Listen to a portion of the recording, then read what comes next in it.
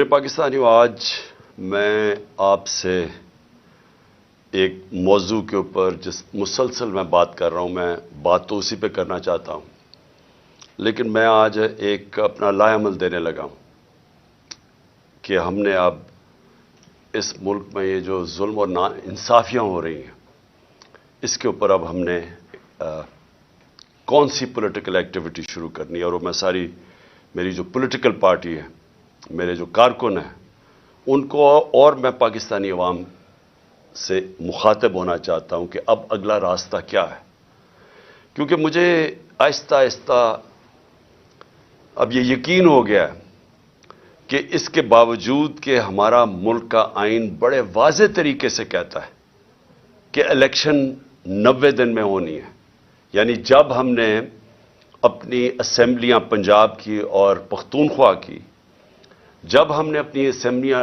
Dissolve کی، تو ہم نے اس نالج سے کی کہ پاکستان کا جو آئین ہے وہ واضح کر دیتا ہے کہ 90 دن کے اندر الیکشن ہونے ہیں۔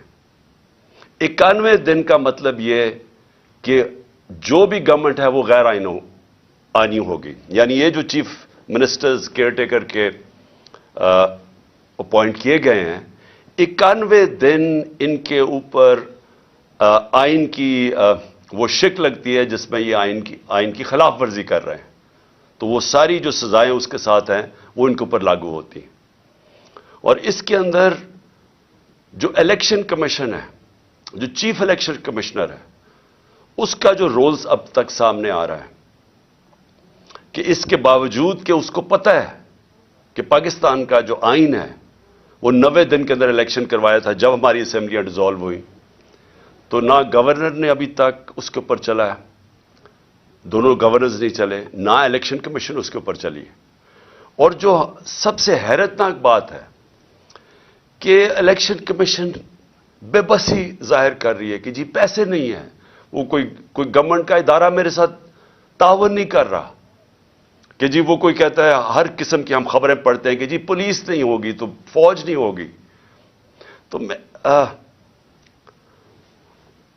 میرے پاکستانیوں، یہ سمجھ جائیں کہ جس دن پاکستان کے آئین کے اوپر کوئی عمل نہیں ہوتا اور پاکستان کی جوڈیشری عمل نہیں کروا سکتی، یعنی جوڈیشری فیصلہ کرتی ہے کہ یہ ہونا چاہیے آئین، اور یہ آئین، کیونکہ جوڈیشری تو آئین کی انٹرپریٹیشن کرتی ہے، تو وہ جب ایک چیز سامنے رکھتی ہے کہ یہ واضح آئین میں، اور اس کے بعد کوئی بھی حکومتی، کوئی بھی ادارہ، ڈپارٹمنٹ یہ کہے کہ ہم جی اس میں تعاون نہیں کر سکتے، اس کے بعد ملک کا قانون ختم ہو گیا۔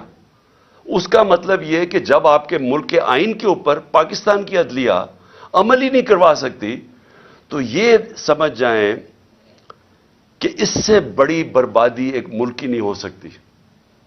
جنگیں ہار کے ملک بچ جاتے ہیں، پھر سے کھڑے ہو جاتے ہیں۔ ایٹم بام، 2 ایٹم بام کے بعد ایک ملک 10 سالوں میں خوشحال ہو گیا۔ بم، جنگیں، زلزلے یہ تباہ نہیں کرتے ملک کو۔ ملک تباہ ہوتا ہے جب اس ملک کا انصاف ختم ہو جاتا ہے، جب اس ملک میں رول آف لا ختم ہو جاتا ہے، جب اس ملک کے جو بنایا ہوا آئین ہے اس کے اوپر عمل ختم ہو جاتا ہے، اور جب ججز اپنی ججمنٹ سے ایک ملک کے اوپر امپوز نہیں کر سکتے۔ تو ہم آج ادھر کھڑے ہو گئے ہیں، ہم آج ادھر کھڑے ہیں کہ ہم تماشا دیکھ رہے ہیں۔ میں پولیٹیکل پارٹی کا ہیڈ ہوں، ہم انتظار کر رہے ہیں کہ کب 90 دن کے الیکشن کا کب شیڈیول آئے گا۔ ہم نے پھر سے میں کہتا ہوں کہ میں کوئی پاگل تو نہیں تھا کہ میں اپنی 2 گورنمنٹس گرا دوں، ڈیزالو کر دوں۔ ہم نے تو آئین کو سامنے رکھتے ہوئے ڈیزالو کیا۔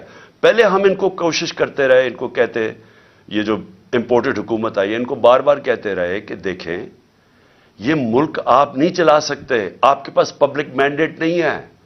الیکشن سے جو آتا ہے اس کے پاس مینڈیٹ ہوتا ہے، جو آکشن سے آتا ہے، یعنی جو لوگوں کے ضمیروں کی قیمت لگا کے کروڑوں روپے حرام کا پیسہ خرچ کر کے لوگوں کو خرید کے گورنمنٹ کراتا ہے، اس کے پاس پبلک مینڈیٹ نہیں ہوتا، وہ اس ملک کو کبھی بھی نہیں سنبھال سکتا تھا۔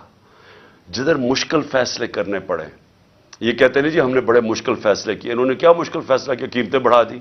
یہ کوئی مشکل فیصلہ ہے کہ آپ آ کے ہر بجلی کی، گیس کی، سب کی، اور یہ جو قیمتیں بڑھاتے جا رہے ہیں کہ جی ہمیں آئی ایم ایف نے کہا. ہم بھی آئی ایم ایف کے نیچے تھے، ہم 2.5 سال آئی ایم ایف کے نیچے تھے، ہمیں بھی کہا جا رہا تھا قیمتیں بڑھائیں. ہم نے اپنے ملک کی دولت بڑھائی، ہم نے ویلتھ کریشن کی، ہم نے وہ اپنے ملک میں زیادہ ڈالرز، تاریخ میں سب سے زیادہ ڈالرز لے کے آئے. ہم نے پوری کوشش کی کہ ہمارے ملک کی جب دولت بڑھے گی تو ہم قرضے واپس کریں گے. انہوں نے آ کے آئی ایم ایف کے کندھے پہ بندوق چلائی، ساری چیزیں مہنگی کر دی کہ جی آئی ایم ایف کہہ رہا ہے ہمیں، اور لوگوں کی کمر توڑ دی. اور جو آمدنی تھی جس سے ہم نے قرضے واپس کرنے تھے وہ سکڑ گئے. نہ ہماری ایکسپورٹس بھی نیچے آ گئی، ریمیٹنس بھی نیچے آ گئی، اب ٹیکس کلیکشن نیچے آئی کیونکہ انڈسٹری بند ہو رہی ہے.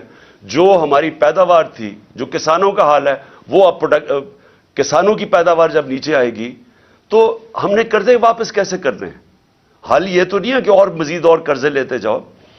حل تو یہ ہے کہ ملک کی دولت میں اضافہ کریں تاکہ ہم قرضے واپس کریں.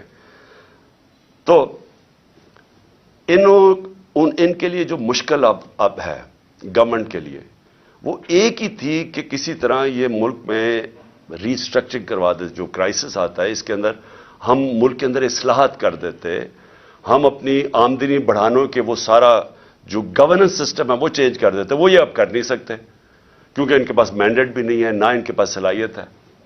لیکن میں آج اپنی قوم کے سامنے جو بات کہنا چاہتا ہوں کہ دیکھیں، اگر کسی کا خیال ہے، یہ میں پہلے بھی کہہ بیٹھا ہوں، کہ کوئی بڑا قابل، کوئی جینیس، کوئی اکانومسٹ دنیا سے باہر لے آئیں اور وہ ہمیں کوئی ایسی اکنامک پالیسی دے جس سے ملک اٹھ جائے گا، تو آپ کو سمجھنا چاہیے کہ اکنامک پالیسی ایک ملکی انوائرمنٹ کے اندر بنائی جاتی ہے. یعنی ایک ماحول ہوتا ہے جس کے اندر اکنامک پالیسی امپلیمنٹ کی جاتی ہے.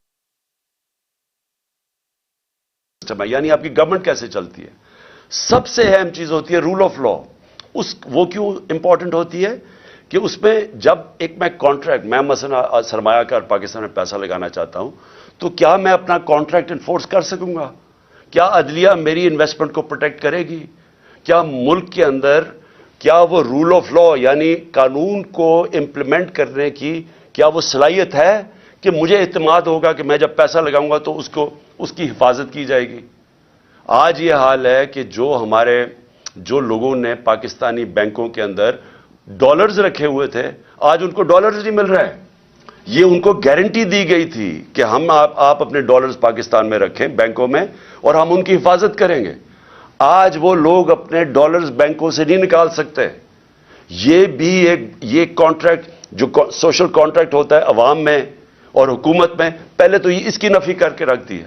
اب سوچیں کون باہر سے پیسے لے کے آئے گا پاکستان میں؟ بلکہ بیرون ملک پاکستانی ابھی بھی اپنا پیسہ نکالنا شروع ہو گئے ہیں یا پیسہ نہیں لا رہے پاکستان میں، جس کا مطلب کہ ڈالرز مزید اور کم ہوتے جا رہے ہیں پاکستان میں، جس کا مطلب ڈالر کے قرضے بڑھتے جا رہے ہیں پاکستان میں. تو اس ماحول کے اندر یہ جو آج اتنی بڑی ہمارے آئین کی خلاف ورزی ہو رہی ہے کہ 90 دن سے یہ کوئی ان کی سوچ نہیں نظر آ رہی کہ 90 دن کے اندر الیکشن کروانا ہے، بلکہ پورا دباؤ رکھا جا رہا ہے، ہر ادارے کے اوپر دباؤ رکھا جا رہا ہے کہ کسی نہ کسی طرح یہ الیکشن کو کھینچے. کیونکہ یہ ساری جو پی ڈی ایم ہے یہ الیکشن سے بھاگ رہی ہے، ڈرتی ہے الیکشن لڑتے ہوئے. ان کو پھر سے میں کہتا ہوں، یہ الیکشن سے گورنمنٹ میں نہیں بیٹھے، آکشن سے بیٹھے ہوئے ہیں. یہ ڈرے ہوئے ہیں الیکشن ہوگا یہ ہار جائیں گے. لہٰذا اس کا مطلب یہ ہے کہ آئین کی خلاف ورزی ہو جائے لیکن الیکشن نہ ہو. اور یا پھر یہ کوشش کر رہے ہیں جو میں نے بات شروع کی تھی کہ میں پارٹی کا ہیڈ ہوں، ہمیں ابھی تیاری ہونی چاہیے تھی الیکشن کیمپین کی، مجھے ابھی ٹکٹس فائنلائز کرنے چاہیے تھے لوگوں کے تاکہ وہ ہمارے سارے جو کینڈیڈیٹس اپنے حلقوں میں نکلیں، لیکن ابھی تک ہمیں ڈیٹ ہی نہیں مل رہی. اور یہ کدھر تک جائیں گے؟ کیا ان کا وہ خیال ہے جو انہوں نے کراچی میں کیا تھا کہ ڈیلے کرتے کرتے، ڈیٹس چینج کرتے کرتے آخر میں اتنا تھوڑا ٹائم دیا الیکشن سے پہلے کو کوئی کیمپین ہی نہیں کر سکا، کیونکہ یہ چاہتے تھے کہ ٹرن آؤٹ کم ہو.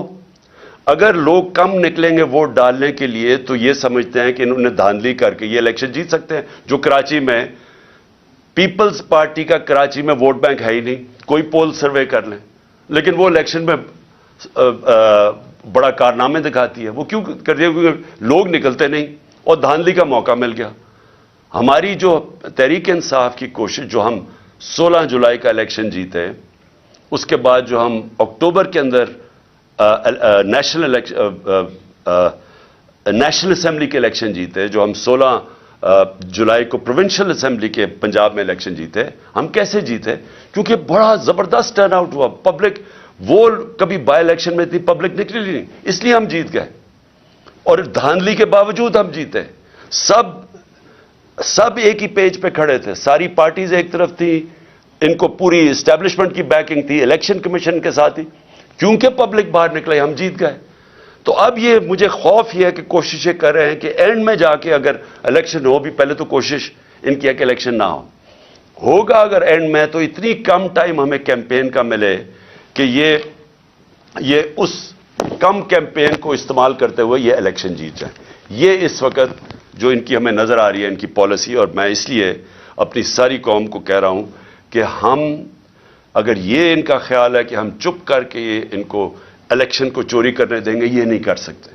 اور یہ اگر ان کا خیال ہے کہ ہر حربہ استعمال کریں گے، اور پورا پریشر انہوں نے عدلیہ کے اوپر اب ڈال دیا ہے، ساری کوشش یہ ہے کہ کسی طرح الیکشن آگے جائے، تو اس کے اوپر ہم نے فیصلہ کیا ہے کہ ہم یہ جو ابھی میں تحریک اناؤنس کروں گا، ہم اس میں اب نکلنے لگے ہیں. میرا ذرا دوسرا اسی کا پہلو، اب میں جو اگلا پہلو لانا چاہتا ہوں کہ دیکھیں، ہم جو یہ پچھلے 10 مہینے میں ہم نے دیکھا ہے کہ پاکستان کی تاریخ میں اس طرح انسانوں کی بنیادی حقوق کی کبھی ایسی خلاف ورزی پامالی نہیں ہوئی جو آج ہے. کبھی اس طرح بے شرمی سے، یعنی اسٹیٹ پاور استعمال کی گئی سیاسی مخالفین کے خلاف جو اب ہو رہا ہے. میں نے اس کی کئی مثالیں میں کئی دفعہ بتا چکا ہوں کہ جو شہباز گل سے شروع ہوا تشدد، اس کو ننگا کیا گیا، اس سے جو ظلم کیا گیا جیل میں، مجھے ابھی تک افسوس ہے کہ کوئی ان لوگوں کے اوپر کارروائی نہیں ہوئی جو ذمہ دار تھے اس کے. اس کے بعد اعظم سواتی سے جو کیا گیا، اب جو اعظم سواتی سے کیا گیا، وہ قوم ہل گئی. خاص طور پہ پہلے تو جو تشدد کیا، اس کے بعد جو ایک ویڈیو اس کی بھیجی گئی ان کی بیوی کو اور ان کی بیٹی کو. اس طرح کی چیزیں کبھی اس ملک کی تاریخ میں نہیں ہوئی کہ ایسی بلیک میلنگ اور ایسا اس ملک میں نہیں ہوا. اور اس کے بعد جو فواد چودھری کو اٹھایا، شیخ رشید کو اٹھایا، لیکن جو صحافیوں سے ہوا، میں اس لیے بار بار کہتا ہوں کہ یہ سارا کنیکٹڈ ہے. منہ بند کروانے کے لیے، بلیک میل کرنے کے لیے ساری کیمپینز کی گئی. ارشد شریف سے جو ہوا ہے، یعنی میں ارشد شریف کا اس لیے کہتا ہوں کہ اس طرح کی تو ہم نے کبھی سوچا بھی نہیں، تصور بھی نہیں کیا تھا کہ اس طرح کے ایک پاکستان کے بہترین انویسٹیگیٹو جرنلسٹ سے، جو اس کے اوپر FIRs کاٹی گئیں، اس کو ملک سے باہر پھر دھمکیاں دی گئیں، اور وہ دیکھیں اس کو کہ ایسا وہ ایک مجاہد جو کھڑا رہا، رائے حق پہ کھڑا رہا، اور پھر اس کو جو قتل کیا گیا کیریا میں. یعنی اس طرح کی میرے ہوتے ہوئے تو کوئی میں نے مثال نہیں دیکھی. حالانکہ میں نے جنرل مشرف کا مارشل لاء دیکھا، وہاں کبھی اس طرح کی حرکتیں نہیں ہوئی جو ان 10-11 مہینوں میں ہوئی. اور اس کے بعد میں اور بھی جمیل فاروقی، وہ جا کے بتا رہے ہیں کیسے ننگا کیا گیا، ٹارچر. کتنے سوشل میڈیا کے ایکٹیوسٹ، ینگ لڑکیوں کو تو دھمکیاں، لڑکوں کو جنہوں نے اٹھایا اور اس کے بعد ان کو کسی سیف ہاؤس میں لے کے گئے، وہاں مار دھاڑ کر کے اس کو واپس لے آئے. اور اس سے یہ سوچا یہ جا رہا ہے کہ اس سے یہ کنٹرول کر لیں گے ملک کو. جس طرح ہم بھیڑ بکریاں ہمیں مار مور کے تو ہمیں ساروں کو کنٹرول کر لیں گے. یہ سارا ہو رہا ہے اس کے پیچھے. میں اس کے اوپر خاص توجہ ذرا دینا چاہتا ہوں کہ میری جو JIT ہے، میں یہ اس لیے آپ کے سامنے رکھ رہا ہوں کیونکہ میں یہ بار بار لوگوں کے سامنے اس چیز کو لے آیا ہوں. اس سے پہلے میں صرف کہنا چاہتا ہوں کہ 13 کی رات کو ایک ملتان کے اندر پیپرز درج کروانے کا جو ٹائم تھا، اس ایک انسیڈنٹ ہوتا ہے نون لیگ کی اور तहरीक इंसाफ के कारकुनों में कोई थोड़ी झड़प होती है। उसी दिन रात को नून लीग के कारकुनों को कुछ नहीं कहा जाता, एक दो के ऊपर FIR काट देती है, उनको कुछ नहीं कहा जाता। 20 तहरीक इंसाफ के कारकुनों के घरों में उस दिन सारी रात 2-2, 3-3 बजे घरों में घुसे, वहां ना चादर और चार दीवारी की ना इन्होंने परवाह की। जिस तरह 25 मई में इन्होंने किया हमारे साथ, MPs के घरों में घुसे 2-2, 3 बजे। भाई आप पुलिस हैं, ये पुलिस से ये काम करवाया जा रहा है, तो लोग पुलिस से नफरत करेंगे या नहीं करेंगे? कौन सी दुनिया की पुलिस ये करती है? डाकुओं की तरह लोगों के घरों में घुसाते हैं 3 बजे और वहां जाके औरतों के सामने, उनकी फैमिलीज के सामने वहां खौफ फैलाते हैं और डराते हैं, धमकाते हैं, चीजें तोड़ के चले जाते हैं। ये कौन सी दुनिया में होता है? और किधर है इंसानों के? और ये कौन है? ये पॉलिटिकल वर्कर्स है। इन्होंने कौन सा जुर्म किया है कि ये जो 25 में कौन सा जुर्म किया था कि जो इन्होंने जिस तरह का जुल्म किया? और आज देखें कि ये जो केयर टेकर गवर्नमेंट जो होती है न्यूट्रल, इसका मतलब होता है कि ये बिल्कुल गैर जानिबदार होती है। केयर टेकर गवर्नमेंट ऐसी बिठाएं जो हमारे सख्त मुखालिफ, जिस तरह यह चीफ मिनिस्टर पंजाब का बैठाया हुआ है, इसकी चैनल देख लें, यह हमारा बदतरीन मुखालिफ है और आसिफ जरदारी का बगल बच्चा है, उसको लाके यहां बैठाया गया। और वो आदमी जो कि जिसका किरदार मशकूक है, जिसने नैब में सेटलमेंट की हुई है, यानी करप्शन के अंदर पैसे दिए हुए हैं, उसको ऊपर लाके बैठा दिया। उसने सारे वो ऑफिसर्स, हमने 23 ऑफिसर्स की लिस्ट दी कि इन्होंने हमारे ऊपर 25 मई पर तशद्दुद किया, उनमें से 16 को यहां वापस लाके बैठा दिया और अहम पोजीशंस पे बैठा दिया। और उन्होंने फिर जो किया अभी से आते साथ ही, यानी हमें है केयर टेकर गवर्नमेंट जो हमने वॉलंटरली अपनी गवर्नमेंट्स डिसॉल्व की। आनी चाहिए थी केयर टेकर जो न्यूट्रल होनी चाहिए थी, हमारे मुखालिफिन को ऊपर बैठा के। और वो हरासा हो रहा है इस वक्त। हमारा अली साई हैं, मैं ज़रा एक और आपके मसाल, अली साई हैं दामाद चीफ जस्टिस पंजाब के, लाहौर हाई कोर्ट के। उसके ऊपर पहले किसी आदमी को पकड़ा, उसको बंद किया, उसके ऊपर तशद्दुद किया, उससे केस बनाया उसके खिलाफ, और अब उसको नैब में बुलाया जा रहा है। उस्मान डार हमारे वहां सियालकोट के जो MNA के एस्पिरेंट है, एक आदमी को पकड़ा, वो हालांकि उसकी कोई पोजीशन नहीं थी उसकी, उसको पकड़ा, उसको कहा इसके खिलाफ केस बनाओ, तुम स्टेटमेंट दो इसके अगेंस्ट। उसको लेके गए, उसको बंद किया, सेफ हाउस में बंद किया, उसको पहले मारा, धमकाया, नंगा किया, उसके बाद कहा आपके बीवी बच्चों से हम ये करेंगे, अगर आप ये नहीं करेंगे, उसे स्टेटमेंट साइन करवा ली।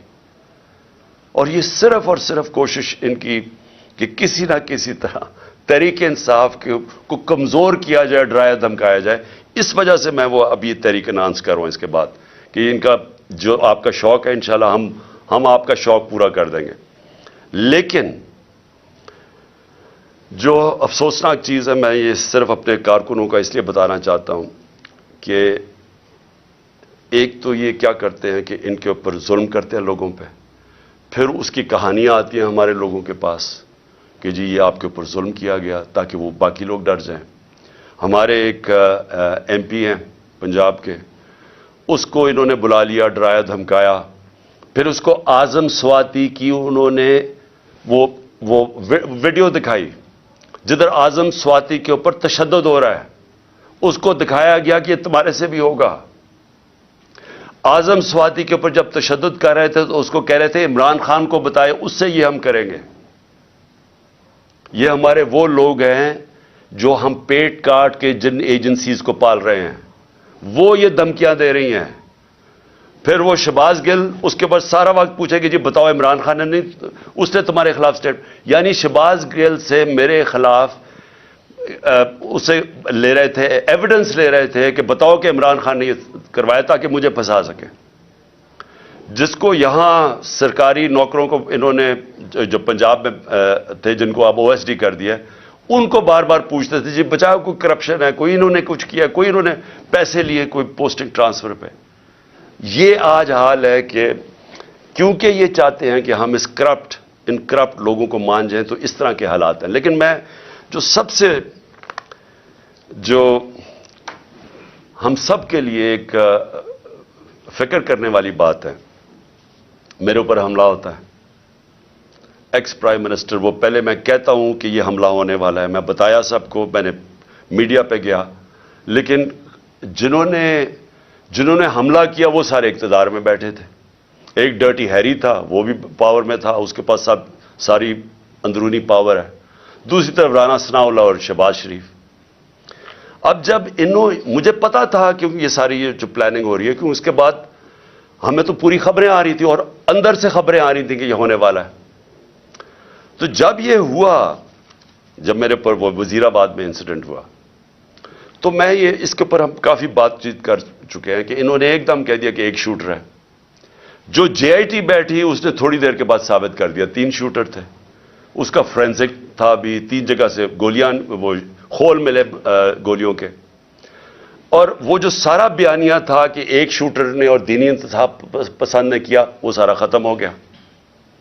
اس کے بعد وہ جے آئی ٹی, میں بھی صرف آپ کو یاد کراؤں کہ جو پنجاب کی بنائی ہوئی جے آئی ٹی, اس میں نہ پنجاب کا جو ڈی پی او تھا گجرات کا جس نے ویڈیو بنائی تھی, نہ وہ پیش ہونے کے لیے تیار, نہ وہ اپنا فون دینے کے لیے تیار, اور نہ جو سی ٹی ڈی جو ٹیررزم کی جو تھی, جو اس کو اٹھا کے لے گئی لڑکے کو, اس کے بعد جو شوٹر تھا اس کو جب اپنے پاس رکھا, انہوں نے دوسری ویڈیو بنائی, نہ وہ تیار ہوئے کہ نہیں ہم نہیں آپ کو, نہ وہ پیش ہونے کے لیے آیا وہ جو سی سی پی او تھا, اور نہ ہی انہوں نے اپنا فون دیا. یعنی پنجاب گورنمنٹ کی جے آئی ٹی کی انہوں نے خلاف ورزی کی. میں یہ پھر رول آف لا پہ آ رہا ہوں کہ یہ جب اس طرح ہونا شروع ہو جائے تو گورنمنٹ تو ختم ہو جاتی ہے.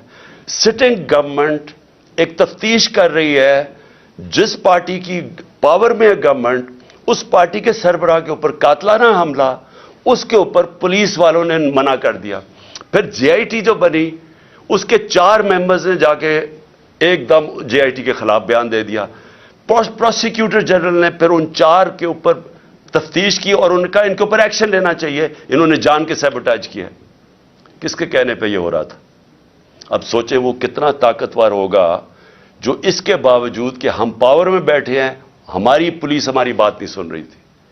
یہ ہوتی ہے رول آف لا. اب سوچیں کہ اگر ہماری گورنمنٹ کا یہ حال تھا کہ ہم اپنے سربراہ کے اوپر جو اس گورنمنٹ کا پارٹی کا ہیڈ تھا اس کو انصاف نہیں دے سکے, تو باقیوں کو کیا انصاف دینا تھا اس گورنمنٹ نے؟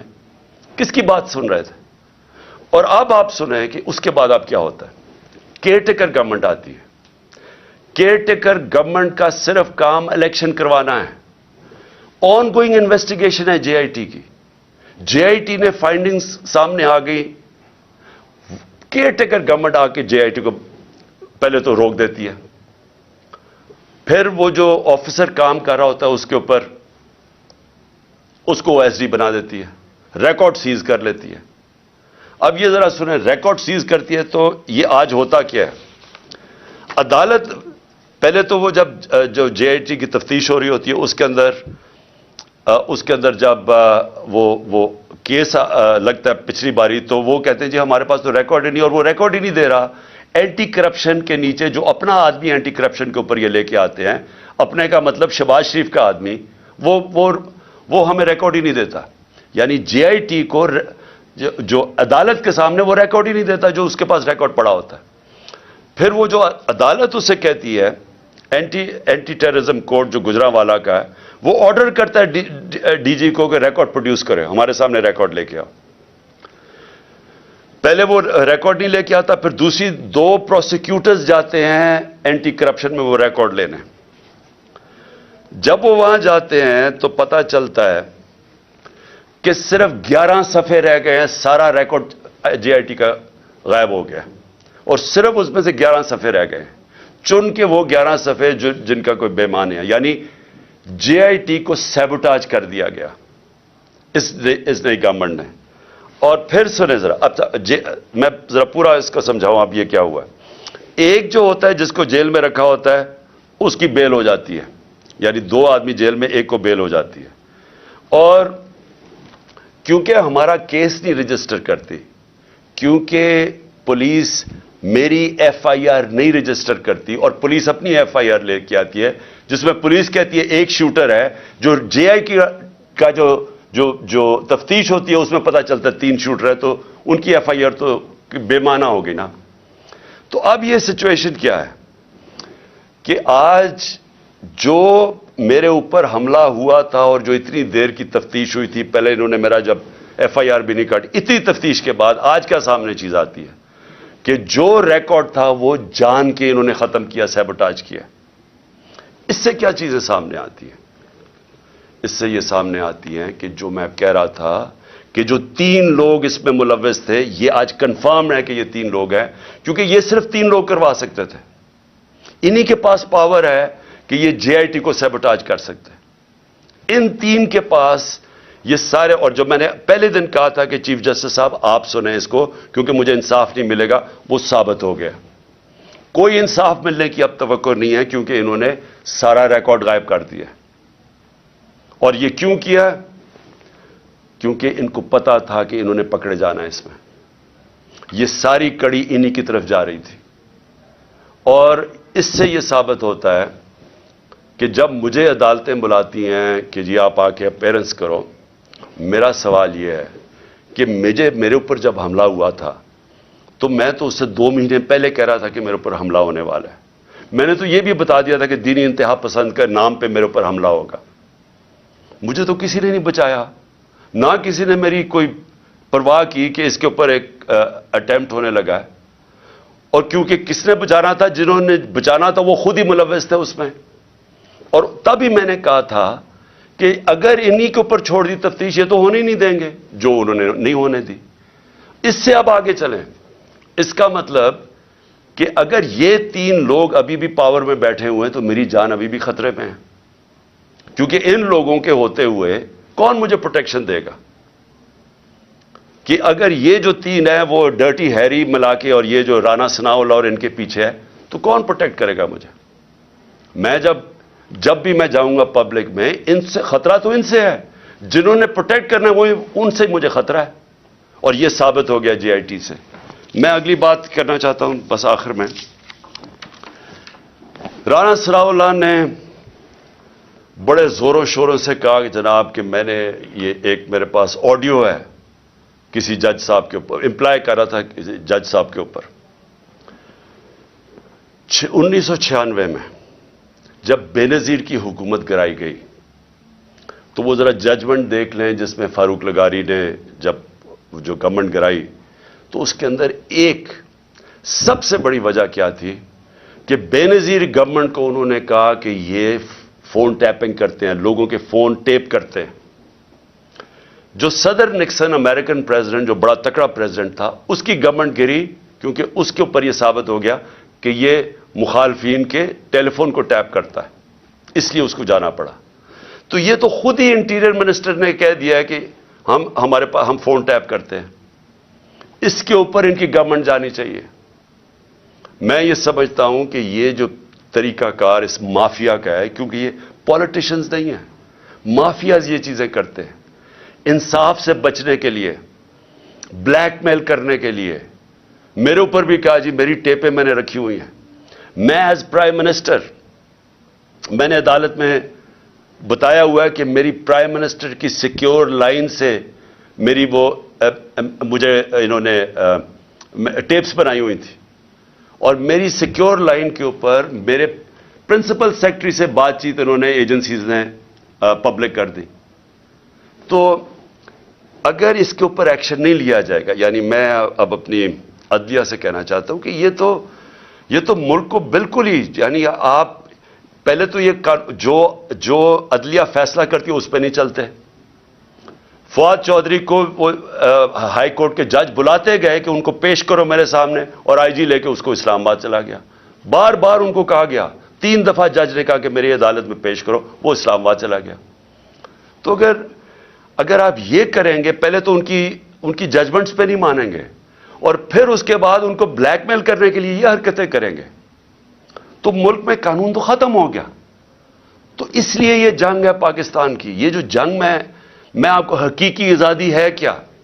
حقیقی آزادی ان قوموں کو ملتی ہے جس ملک میں قانون کی حکمرانی ہوتی ہے، رول آف لا ہوتا ہے، جو لوگوں کے فنڈامنٹل رائٹس پروٹیکٹ ہوتے ہیں، जिधर इन्वेस्टर सरमाया कार उनको इत्मीनान होता है एक सिस्टम के ऊपर, वो कौमें खुशहाल होती हैं। तो जिस कौम में जजेस की जजमेंट ही नहीं हो रही, मुझे बताएं कौन सा इन्वेस्टर आएगा पाकिस्तान में? कौन इस सिस्टम के अंदर बिलीव करेगा कि वो जब ये देख रहा है कि जज फैसला भी कर दे तो उसका कोई मुझे फायदा नहीं होगा? कौन आएगा इन्वेस्ट करने? और ये सबसे बड़ी वजह यह है कि हमारा मुल्क आगे नहीं बढ़ रहा।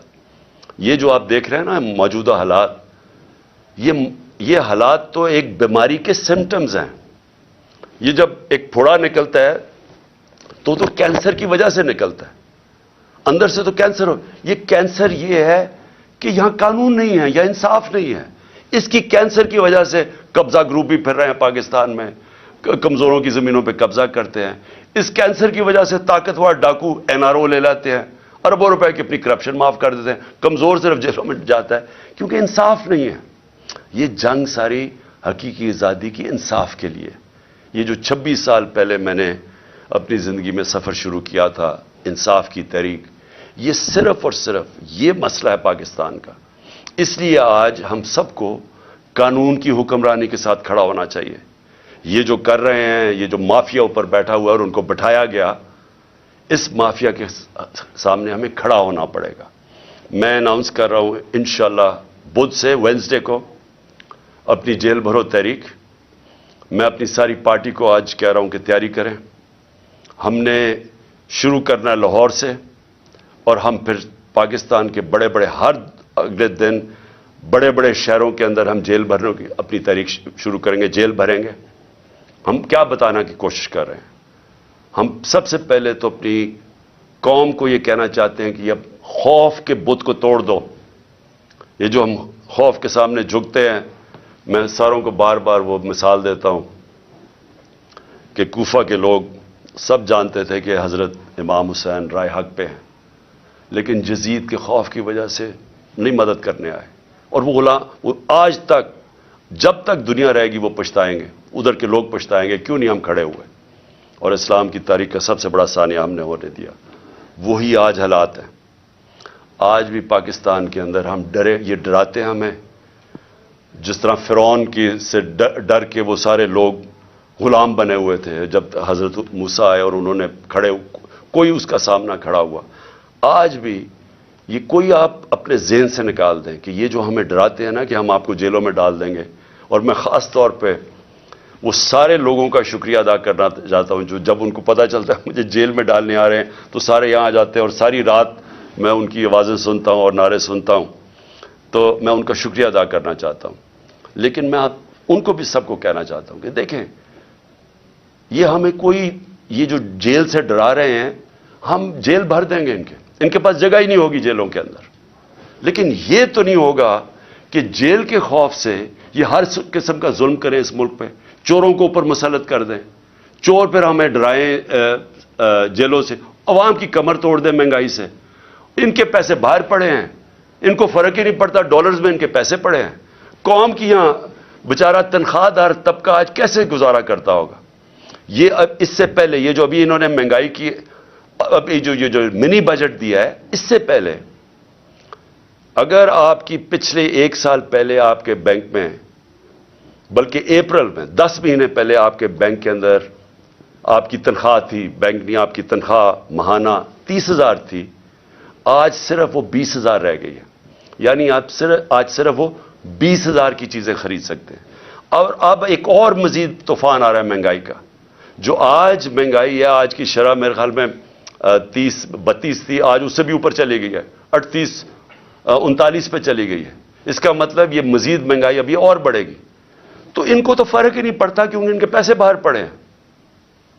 और डॉलर्स का मतलब कि इनके पैसे पाकिस्तान के मुकाबले में उसमें इजाफा हो रहा है दौलत में, क्योंकि हमारा जिस तरह रुपए की कीमत गिरती रही और महंगाई बढ़ती जा रही है तो रुपया कम चीजें खरीदता है, लेकिन क्योंकि डॉलर्स में है वो डॉलर ज्यादा चीजें खरीदता है। तो इनको कोई नुकसान नहीं हो रहा।